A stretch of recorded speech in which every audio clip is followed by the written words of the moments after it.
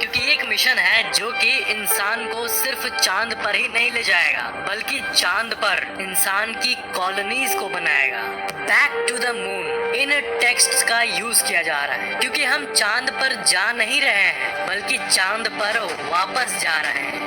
Back to the moon 1968 से लेकर 1972 के बीच में अमेरिका ने 9 मैन्ड मिशन लॉन्च किया, यानी ऐसे चांद वाले मिशन जिसमें अंदर ह्यूमन बैठा हो, ह्यूमन यात्री जो कि स्पेस पर जा रहा हो, जिसमें से 6 मिशन सक्सेसफुली इंसान को चांद पर लैंड कराया, जो कि थे Apollo 11, Apollo 12, Apollo 14, Apollo 15, Apollo 16, Apollo 17, Apollo 8 और उसके बाद हुए अपोलो 10। अपोलो 9 नहीं हुआ था, तो अपोलो 8 और 10 असल में एक ह्यूमन फ्लाइट था, यानी उसमें इंसान बैठे थे, लेकिन वो जो क्रू बैठा था वो चांद के 10 बार चक्कर लगा के, यानी ऑर्बिट करके, लैंड नहीं करके, क्योंकि लैंड करने का प्लान उस टाइम नहीं था, इसलिए अपोलो 8 में 10 बार चांद का चक्कर लगा के सेफली वापस आए 3 astronauts, Frank Borman, James Lovell और विलियम एंडर्स। फिर अपोलो 10 में भी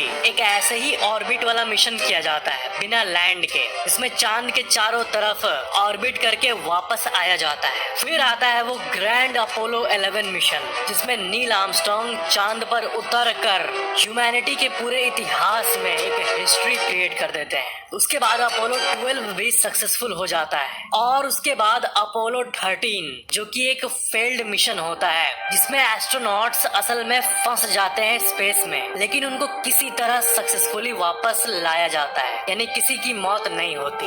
और ये मिशंस हमारे चांद की कुछ ऐसी तस्वीरें और वीडियोस, एक्चुअल फुटेज को भेजता है जो कि बिल्कुल हिस्टोरिक होता है, जो 1972 के पहले पॉसिबल नहीं हो पाया था। अपोलो 17 1972 में होता है, ये होता है मून का आखिरी मैन्ड मिशन, और 1972 के बाद फिर कभी भी इंसान को चांद पर नहीं भेजा जाता है। उसके बाद इतने सालों बाद फिर नासा अनाउंस करता है आर्टेमिस मिशन। आर्टेमिस एक सीरीज का नाम है जिसमें मल्टीपल मिशंस होंगे, और जो आर्टेमिस 1 है, यानी इस सीरीज का पहला मिशन, ये होता है साल 2022 में। जी हाँ, साल 2022 में आर्टेमिस 1 किया जाता है, लेकिन ये बस एक टेस्ट मिशन होता है, यानी ये जो आर्टेमिस का सीरीज होने वाला है पूरा, उसमें जो सबसे पहला मिशन है ये 1, इसमें बस टेस्टिंग की जाती है नई टेक्नोलॉजी को जो कि नासा ने डेवलप किया है। ये एक अनक्रूड मिशन होता है, यानी इसमें कोई क्रू नहीं रहता है। अगर ऐसा होता तो आप लोग को पता चल जाता, लेकिन ऐसा कुछ हुआ नहीं। ये एक अनक्रूड मिशन था और एक मून ऑर्बिटिंग मिशन था, यानी एक्चुअल में अब फिर से इंसान को भेजने के पहले का एक रिहर्सल, एक वार्म अप मिशन कह सकते हैं। आर्टेमिस 1 एक मार्क हो जाता है, एक पहचान हो जाता है कि अब नासा वापस इंसान को चांद पर भेजने वाला है। 5-6 दशक के बाद ऑलमोस्ट नई टेक्नोलॉजी, नया स्पेसक्राफ्ट जिसका नाम है ओरायन, वो और एक नया लॉन्च सिस्टम जिसका नाम है SLS, स्पेस लॉन्च सिस्टम, इन दोनों को टेस्ट किया गया। स्पेशली इसका हीट शील्ड को टेस्ट किया गया, और सबसे अच्छी बात यह है कि आर्टेमिस सक्सेसफुली वापस आ गया, यानी ये जो टेस्ट किया गया साल 2022 में इंसान को भेजने के पहले, ये सक्सेसफुल रहा, जो कि बहुत अच्छी बात है। और मैंने हीट शील्ड इसलिए कहा क्योंकि आर्टेमिस मिशन में हीट एक बहुत ही चैलेंजिंग सी चीज है। क्या है कि जब एस्ट्रोनॉट्स वापस लौटेंगे धरती पर, तब जो हीट शील्ड, यानी धरती पे जो एटमॉस्फेयर है, जो कि एक आग है आप मान सकते हो, जब कोई स्पेसक्राफ्ट धरती पर वापस एंटर कर रहा होता है, तब उस टाइम इतना हीट और फ्रिक्शन होता है कि 3800 डिग्री सेल्सियस तक टेम्परेचर्स पहुंच जाते हैं, और तब इसका मतलब एक ऐसा मेटल, एक ऐसा शील्ड स्पेसक्राफ्ट में होना चाहिए जो कि उस टेम्परेचर को सह सके। लेकिन सोचो एक बात, फ्रैंकली बोल रहा हूँ कि अपोलो 11 जब किया गया और उसके बाद इतने सारे मिशंस किए गए, आज से 5 दशक पहले ये सारी चीजें सक्सेसफुल रही, यानी तभी हीट वाले सिस्टम को सॉल्व कर दिया गया था, क्योंकि सारे एस्ट्रोनॉट्स सेफली लैंड किए थे और किसी की भी मृत्यु नहीं हुई थी। लेकिन उसी टेक्नोलॉजी को और बेहतर बनाया जा रहा है ताकि जो रिस्क फैक्टर होता है, यानी रिस्क परसेंटेज होता है, वो कम हो जाए। तो आर्टेमिस परसेंटेज होता है वो कम हो जाए। तो आर्टेमिस कुछ ऐसा होगा। आर्टेमिस को लॉन्च किया जाएगा नवंबर 2024 में, और इसका नेम कहूँ तो वो आर्टेमिस 2 होगा, क्योंकि 1 वाला तो टेस्ट मिशन था और आर्टेमिस 2 होगा एक शेड्यूल्ड क्रूड मिशन जिसमें क्रू होंगे।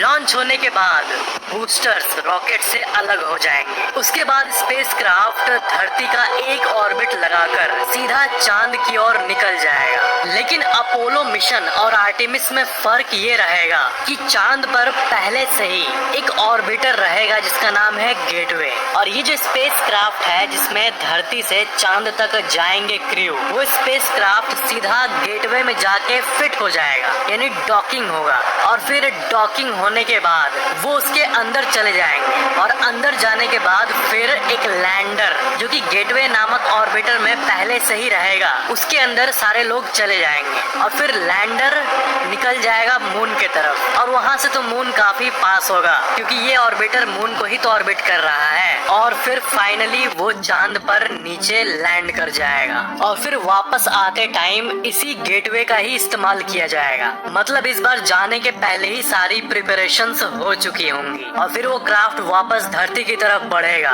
और धरती के इंटेंस एटमॉस्फेयर से होकर ओशन में जा गिरेगा, जहाँ पर आर्मी वेट कर रही होगी उन क्रू मेंबर्स का। और ऐसे ही होगा लगभग 5 दशक के बाद एक ऐसा मिशन जिसमें इंसान चांद पर कदम रखेगा। आपने धरती पर तो ड्रोन उड़ाया ही होगा, लेकिन नासा का एक ड्रैगन फ्लाई जो कि एक ड्रैगन की तरह दिखता है, वो जाएगा सैटर्न के मून टाइटन मून पर, जो कि सोलर सिस्टम का दूसरा सबसे बड़ा चांद है। नासा का ड्रैगन फ्लाई मिशन टाइटन, जो कि अपने में एक पूरी दुनिया है, एक ऐसी जगह जहां पर लाइफ के भी होने के चांसेस बहुत ज्यादा है। सैटर्न के इस मून को आइसी मून कहा जाता है क्योंकि यहाँ पर बहुत मात्रा में आइस मौजूद है। ड्रैगन फ्लाई नासा का एक मल्टी रोटर व्हीकल होगा जिसके पास 8 रोटर होंगे, और बिल्कुल धरती के एक ड्रोन की तरह ये दूसरे प्लेनेट पर जाएगा। टाइटन का जो एटमॉस्फेयर है वो धरती के एटमॉस्फेयर से 4 गुना ज्यादा डेंस है, 4 गुना ज्यादा उसका घनत्व है। टाइटन के एटमॉस्फेयर को ये रीड करेगा, और वहाँ पर जो लिक्विड रिजर्वॉयर्स है उनकी भी ये स्टडी करेगा, और वहाँ पर पास्ट में कोई लाइफ रहा है कि नहीं, या फिर अभी कोई लाइफ है कि नहीं, इस पे भी जांच करेगा। NASA and Dragonfly is like no other mission. Titan में मीथेन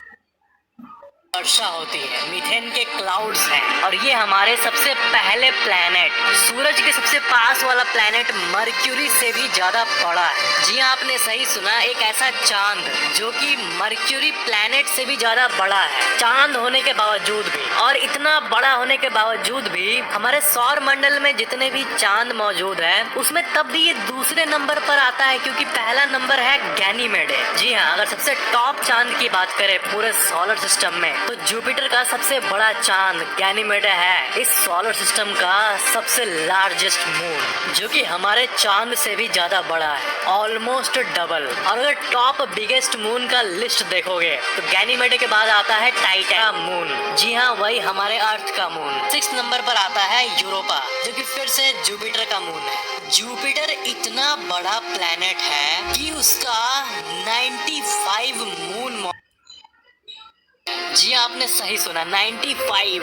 वैसे हमारे मंगल ग्रह का भी 2 मून है। धरती के पास एक ही मून है, लेकिन मंगल के पास 2 मून है, जिसमें से एक का नाम है फोबोस और दूसरे का नाम है डेमोस। नासा ने एक और अच्छी बात कही है कि ये जो आर्टेमिस मिशन का जो गेटवे बनाया है इन लोगों ने, यानी जो ऑर्बिट करता रहेगा मून का हमेशा, एक ऐसा गेटवे जो कि एक स्टेशन की तरह होगा, तो वो असल में एक ऐसा लूनर ऑर्बिटर होगा जिसको सिर्फ नासा ही यूज नहीं करेगा, बल्कि नासा अपने सारे पार्टनर एजेंसीज जैसे कि इसरो, यूरोपियन स्पेस एजेंसी, इन सब का भी अगर कोई मिशन भविष्य में हुआ, यानी इसरो जब पहली बार मून पर किसी इंसान को भेजेगा तब नासा इसी गेटवे को हमें देगा, ताकि हमारे चांसेस और बढ़ जाए उतरने के, और जो सेफ्टी परसेंटेज है वो भी बढ़ जाए, क्योंकि इस गेटवे में इतनी जगह बनाई गई है कि साइमल्टेनियसली डॉकिंग हो पाए अलग अलग स्पेसक्राफ्ट का। अगर अलग अलग कंट्रीज साथ ही लॉन्च कर दे बहुत सारे मून स्पेस मिशन जिसमें इंसान हो, उसको भी ये इजिली हैंडल